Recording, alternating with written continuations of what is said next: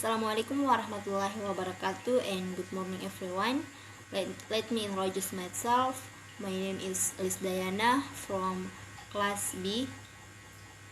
Now I am the 5th semester, and in this video about the material of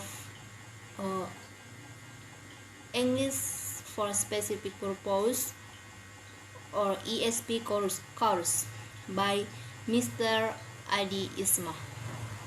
In this video, I would like to explain about the material of ESP which has given by Mr. Adi Isma, which is included the origin of ESP, development of ESP, course design and description of language, theory of learning, need analysis, and approaches to course design. ESP or English for specific purposes, which is defined as a course designed to meet student needs, which is included in the course design is how to describe the language, learning models, and need analysis. How to use course design is the application of syllabus design, material evaluation, and design methodology. In ESP, teachers are a research of orientation. The ESP approach isn't centered on how a person learns, but focus on language. Part 1 is the origin of ESP. The origin of ESP is caused by three factors, namely new word demands, change in linguistics, and focus on students. New world demands happened because of the activity of exchanging goods and services after the World War. English is the key to technology circulation in international scale trade. Knowledge of English is generally considered a prerequisite for good education. The acceptance of English as an international language creates a new generation who know specifically why they are learning the language. Change in linguistics happen when traditionally the goal of linguistics is to describe the rules of English usage, namely grammar. The language in which we speak and write will vary and in a number of different ways from one context to another. And focus on students. Students have different needs and interests which will have an important influence on their motivation to learn a language and its effectiveness so that learning is faster and better. Part 2 is development of ESP. Since the 19th and 16th until now, the ESP has experienced a development. There are 5 stages of ESP development, namely spatial language concepts, beyond the sentence, analyze the target situation, skill and strategies, and learning-oriented approach. Spatial language concept or list analysis existed around 19th and 16th and early 19th and 70s. This stage focus on lexical grammar. The aim is to produce a syllabus that gives high priority to the form of students' language. And beyond the sentence or rhetoric or discourse analysis happen, which focus on the sentence level and analyze the target situation, the stage where students will use the language they are learning. Skill and strategies is This stage is necessary to understand the text and use of language. And learning-oriented approach, this stage focuses on understanding the learning process. Part 3 is course design and language descriptions. Course design in ESP is designing courses to suit the needs of students. In designing courses carried out by an ESP teacher, where he or she asks a general or specific theoretical and practical question, for example, why, when, what, who, and how, so that students can easily understand to provide a reasonable basis for the next process of syllabus design, material writing, and teaching and evaluation in class. Part 4 is theory of learning.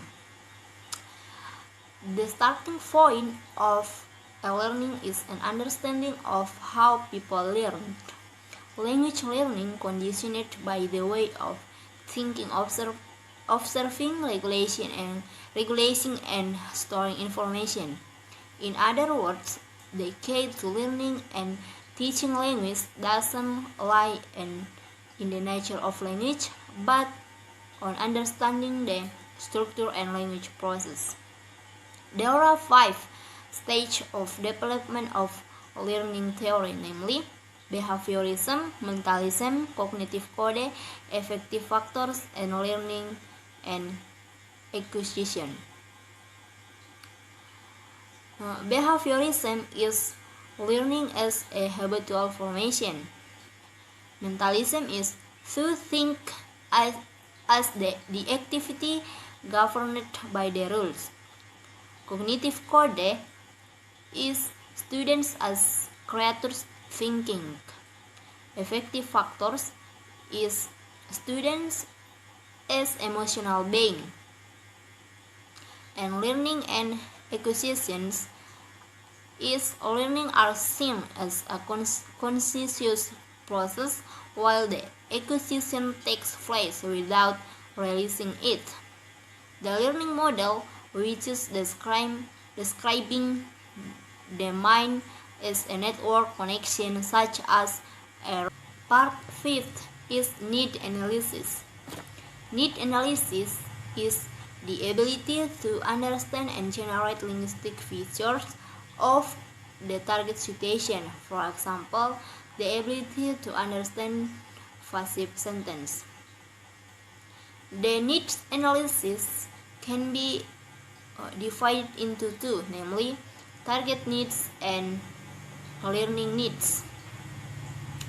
Target needs is an umbrella term that is defective of hiding a number of important differences that are more useful for saying the target situation.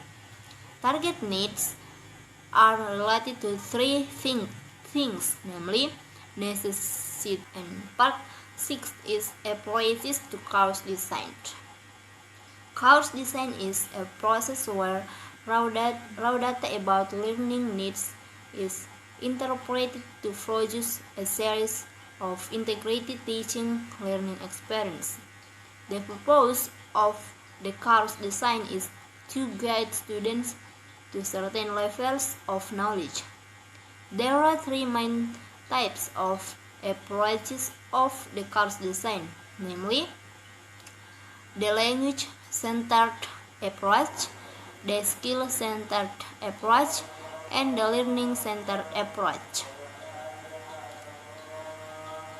The language learning-centered approach is approach concentrates on performance.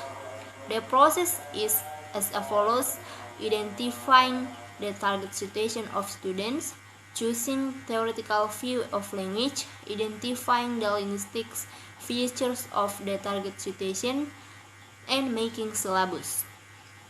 The skill-centered approach is the approach concentrates on competence.